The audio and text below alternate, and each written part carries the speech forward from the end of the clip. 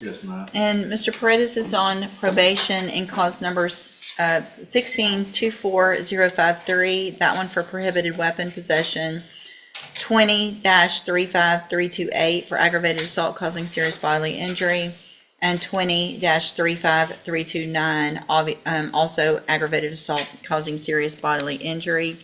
Was in court previously, entered pleas of true to counts 1, 2, 3, and 6. I've received an updated pre-sentence report. Have you both had an opportunity to review that report? Yes, Your Honor. Yes, Judge. Any additions or corrections? Nothing with that. Any testimony with regard to any of the other allegations? Mr. Smith? Judge, we have this person here for. I'm sorry, I can't hear you. We had the probation officer here, if you'd like to hear from him. I believe that, yes, I did address. I mean, I have what he put in here, but I just am asking if there's any witness, if you want to put it on any testimony for the counts that were not pled true to or not.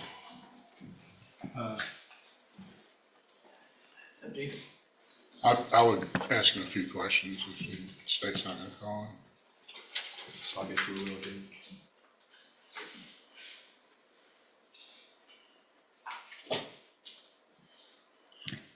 All right, Mr. Patton, if you'll please raise your right hand. Do you swear or affirm the testimony you're going to give in this hearing will be the truth, the whole truth, and nothing but the truth? I do. Thank you, sir. Go ahead. Mr. Paredes was ordered to perform community service, and has he completed all of that and provided verification to the probation department? He is not, no. And did he appear for alcohol or drug screening on June 18th, June 25th, July 2nd, July 5th, July 21st, 2025? What were those dates again? June 18th, June 25th, July 2nd, July 5th, July 21st.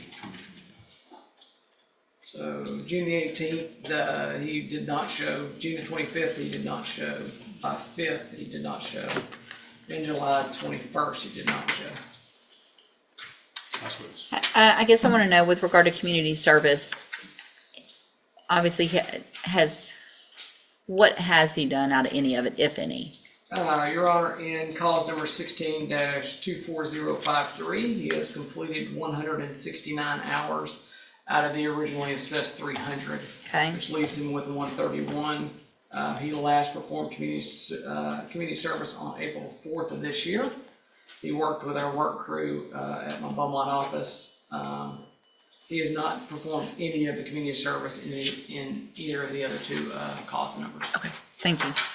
Mr. Kimler? Shouldn't the community service be concurrent in all three of the cases? In other words, the community service that he's done in one case should. And then we gave him probation on two after that. It is typically how we do that, Your Honor. We typically will give them credit for community supervision on any of the cases they're doing for us, regardless of when they started supervision. Community service. Yes. Yeah. Sorry. May I proceed, John? Yeah. How long have you supervised him, Mr. Patton? So I'm a supervisor at our department. I've seen Mr. Paredes on numerous occasions for administrative hearings, case staffings, and when I've held down a caseload when we've been in between officers. But you have some familiarity with him. I do, yes, sir. And during the times that you supervised him directly, has he maintained proper demeanor with him? Yes, sir.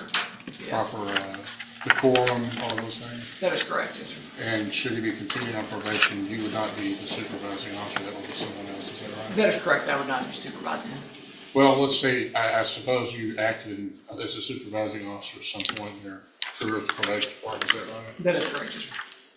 Assuming, let's just speak hypothetically, if you were a supervising officer again, would there be anything about Mr. Paredes that would cause concern to continue to supervise him as far as his demeanor and decorum and attitude towards the probation department or personnel? Hypothetically, no, not concerning those items. Who was his supervising officer? His supervising officer was Alexandra Ariano. Ms. Ariano went out on maternity leave and elected to stay home with her child. And so we've since filled that vacancy with a new officer. Okay. But she was the one that was, I guess, directly supervising. That is correct, yes, sir. You had access to her records, is that right? I do, yes, sir. Is there any indications in there about some type of mental health referral, anything of that nature?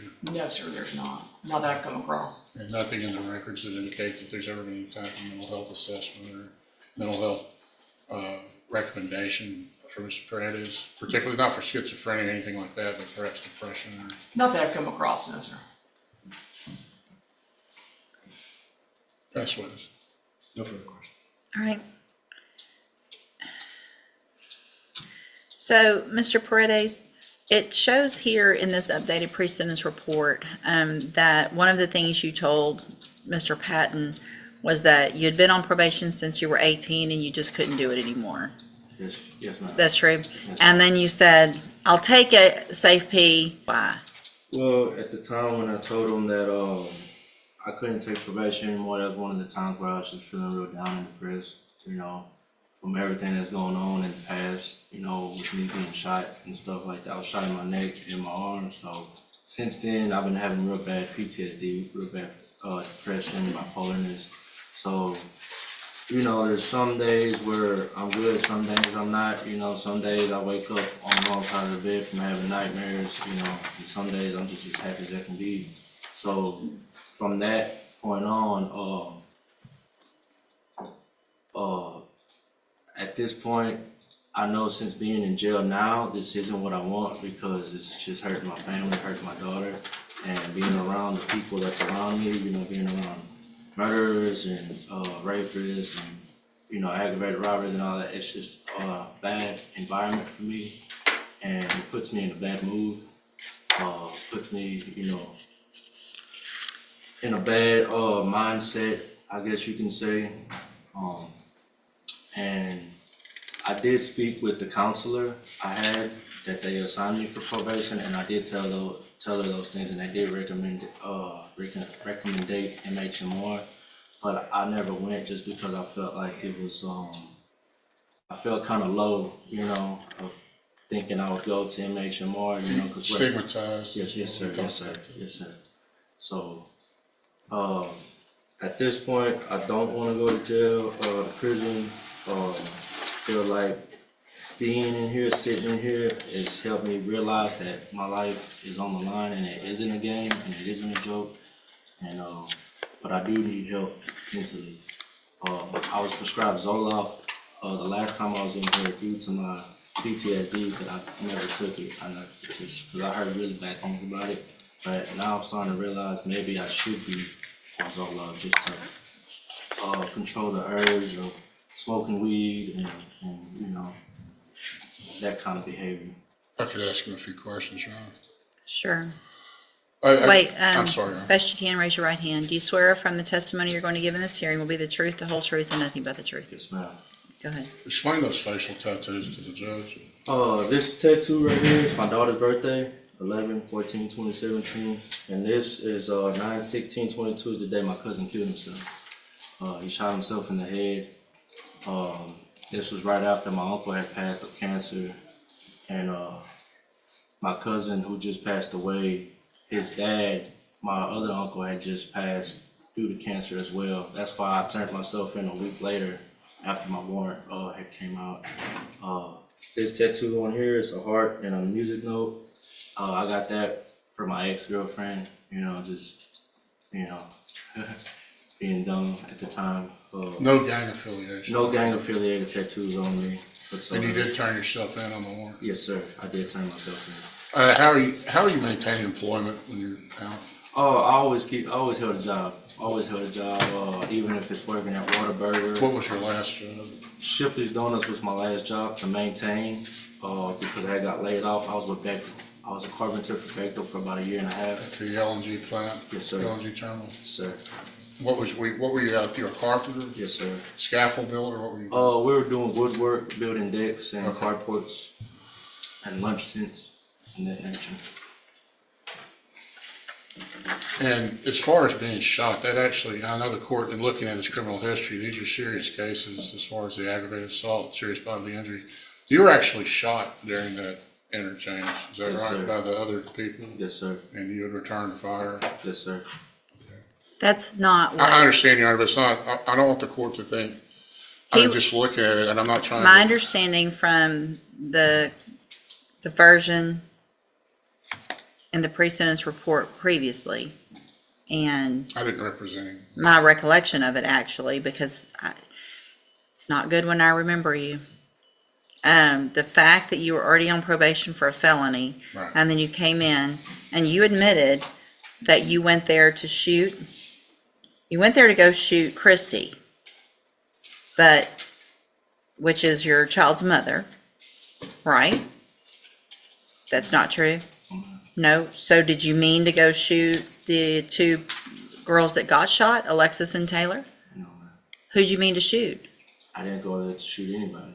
I think as he explained it to me, he was going there to meet for sexual purposes, the two girls, and when he got there, he was set up in the parking lot, and then by other people there, by people who were gonna rob him, and in the course of that, there was a gunfight, but he wasn't going there to shoot anybody.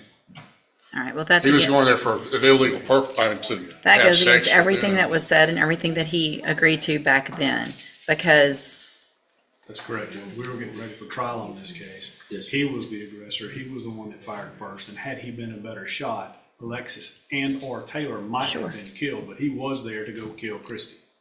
I didn't represent him in Okay. that, so I don't know. all right. Anything else?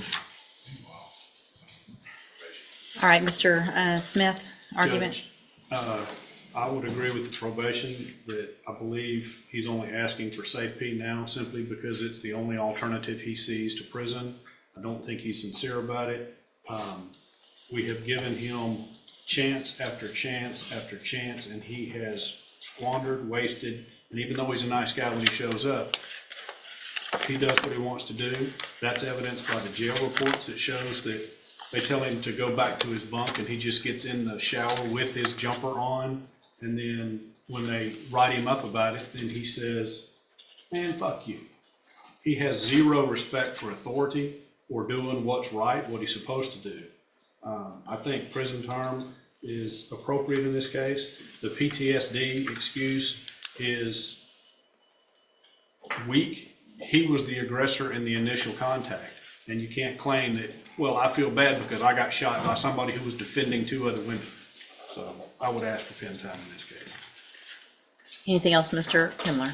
Well, it's difficult for me to address always with these jail incident reports without having the opportunity to cross-examine the person that made the allegations. So I would ask the court to consider the fact that that's not subject to, those allegations aren't subject to the rigors of cross-examination. But I think that on Mr. Brady's behalf, struggling with depression is a serious matter, and I know, and I respect Mr. Smith's looking at this as a way of somebody just volitionally, or somebody just deciding to be stubborn and self-centered and not complying, but depression is a serious problem. He has struggled with that. I think that's indicated by the limited mental history that we have. There is no new offense allegations in this. These are administrative violations. Of course, those are important, especially reporting. But because of the seriousness of these cases, I would ask that the court give him at least one more chance with the aid of mental health, maybe safety, but also as a follow-up if he gets out, to follow up with Spindletop to address not only any substance abuse problems, but any underlying mental health issues that may contribute to the substance abuse and just his ability to comply and just to continue on probation. All right, thank you, Mr. Kimler. So, Mr. Paredes, the thing is, you've been given exactly what Mr. Kimler is asking for. You've already been given that. You said it yourself. They recommended Spindletop. They recommended medications. You made conscious decisions not to follow through with what they knew was best for you, which is part of your probation. Everything that they say you should do is a court order. The fact that you are on a probation for possession of a prohibited weapon, like you said, from back when you were 18 years old, put you on a probation, 10-year deferred for that, November of 2016. Then we're back here, you're put on probation for 10 deferred on 2 aggravated assault causing serious bodily injuries in March of 2022 for shooting 2 girls. And you got shot in self-defense. And it appears that there's no real reason for me not to believe that that's how it happened for a number of reasons. No one else was charged with aggravated assault for shooting you. All the police reports, everything that went through in those pre-sentence reports previously that I have copies of, all makes it appear to be true that you went there to shoot either Christy and or whoever else. And luckily were not a good shot. One of the girls got shot 3 times and survived it. And for you to say you have PTSD from getting shot, I can't imagine what she has. I feel like you've been given every opportunity. And when I look back on some of these times where I give chances like I gave you, it's very frustrating and a little embarrassing because it looks like I was not really thinking clearly then. I understand that these are drug allegations. You've been given opportunities to get help. I mean, you've been on probation since 2016 with every opportunity possible. So at this time, in cause number 16-24053, I'm going to, also based on the evidence presented today, I am going to find count 5 true. So that makes you pled true to counts 1, 2, 3, and 6. I'm finding count 5 true based on that evidence in each of the cases. Find sufficient evidence in that case to find you guilty, and at this time find you guilty of possession of a prohibited weapon. Sentence you to a term of 7 years in the Institutional Division of the Texas Department of Corrections. You will receive credit on that sentence for any time that you've been in custody that the law gives you the right to receive. In cause number 20-35329, also find counts 1, 2, 3, and 6 that you pled true to those freely and voluntarily. Find them true. Also find count 5 true. Find sufficient evidence to find you guilty, and at this time find you guilty of aggravated assault causing serious bodily injury. Sentence you to a term of 12 years in the Institutional Division of the Texas Department of Corrections. You will also receive credit on that sentence for any time that you've been in custody that the law gives you the right to receive. There will be an affirmative finding of a deadly weapon in that case. In cause number 20-35328, again, find that you pled true to counts 1, 2, 3, and 6 freely and voluntarily. Find those counts true. Make a finding of count 5 true. Find sufficient evidence to find you guilty, and at this time find you guilty of aggravated assault causing serious bodily injury. Sentence you to a term of 12 years in the Institutional Division of the Texas Department of Corrections. You will receive credit on that sentence for any time that you've been in custody that the law gives you the right to receive. There will also be an affirmative finding of a deadly weapon in that case. All 3 of these will run concurrently, which means together at the same time. I am going to hand you a trial court certification. These were not agreements. You do have some rights to appeal. You can talk to Mr. Kimler about that. I need you both to sign and fill out the bottom, and you'll get a copy. I'm also handing you a written admonishment regarding your ineligibility to possess a firearm or ammunition. Because of the judgments entered against you, you're ineligible under Texas law to possess a firearm or ammunition. Possession of a firearm or ammunition could lead to charges against you. Firearm is a legal term, and you should read the written admonishment I provide you to see what devices qualify as a firearm. If you have questions about the laws that make you ineligible to possess a firearm or ammunition, or about how long that lasts, you can talk with Mr. Kimler. All right. I'm sorry? It was 7, 12 and 12. 12. Affirmative finding of deadly weapon on. The defendant, Mr. Paredes, entered the courtroom already a ghost of probation. For years, he had been supervised for possessing a prohibited weapon and for 2 counts of aggravated assault causing serious bodily injury, crimes stemming from a single violent night. He shot 2 young women. One was hit 3 times. She survived. He claimed self-defense. The hearing unraveled him slowly. His probation officer testified he had missed 5 drug screenings in a single summer. Of 300 required community service hours, he completed only 169, and none at all on his assault cases. When confronted, Paredes whispered that he had told his officer, "I'll take a safe pee. I just can't do probation anymore." Then came the emotional deflection. He spoke of being shot in the neck and arm, of PTSD, bipolar disorder, nightmares, and the stigma of seeking mental health help. He had been prescribed Zoloft, but refused to take it, referred to MHMR, but never went. The judge listened coldly. The prosecutor called his PTSD excuse weak, reminding the court that Paredes was the aggressor who went to that parking lot to shoot his child's mother. The judge's final words cut like a verdict from God. "Luckily, you were not a good shot." She sentenced him to 12 years in Texas prison for each assault, 7 years for the weapon, all concurrent. An affirmative finding of a deadly weapon followed him into the dark. He had been given every chance. He used them all to dig his own grave. Some men don't fall from grace. They throw themselves off the ledge, one bad choice at a time.